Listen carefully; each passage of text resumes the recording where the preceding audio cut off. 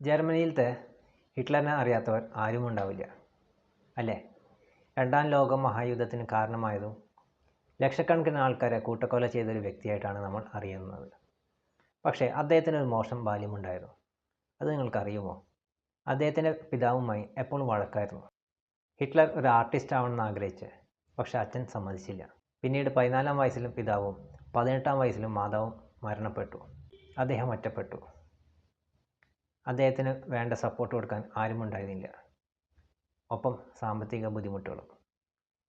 ഈ സാഹചര്യത്തിലാണ് ഹിറ്റ്ലർ ഒരു വില്ലനായി മാറുന്നത്. ഇതൊരു ഹിറ്റ്ലറിൻ്റെ കഥ മാത്രമല്ല, ഈ ലോകത്തുണ്ടായ പല വില്ലന്മാരുടെയും കഥ ഇതുപോലെയാണ്. ഭൂരിഭാഗം ആൾക്കാർക്ക് ഒരു മോശം ബാല്യമുണ്ടായിരുന്നു.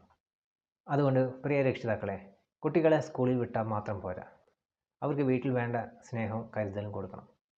ആദ്യത്തെ 5 വയസ്സ് വരെ കുട്ടികളെ രാജാവിനെ പോലെ കാണണം എന്നാണ് പറയുക. അവിടെ നിങ്ങൾ നല്ല മാതൃകയാവണം. നിങ്ങളെ കണ്ടിട്ടാണ് അവർ വളരുന്നത്. പിന്നീട് 15 വയസ്സ് വരെ അവരുടെ കൂടെ നിന്നുകൊണ്ട് അവർക്ക് വേണ്ട മാർഗനിർദ്ദേശം കൊടുക്കണം. 15 വയസ്സ് കഴിഞ്ഞാൽ അവരുടെ ഒരു സുഹൃത്തായിട്ട് നിൽക്കണം. ഒരു 18 വയസ്സാകുമ്പോഴേക്കും കുട്ടികൾക്ക് വ്യക്തമായൊരു ദിശാബോധം ഉണ്ടാവണം. ആ രീതിയിൽ അവരെ നമ്മൾ സപ്പോർട്ട് ചെയ്യണം. ഇതുപോലെ ചെയ്തു കഴിഞ്ഞാൽ മറ്റുള്ളവർ കുറ്റപ്പെടുത്തുന്ന ഒരു വ്യക്തിയായിട്ട് അവർ മാറില്ല.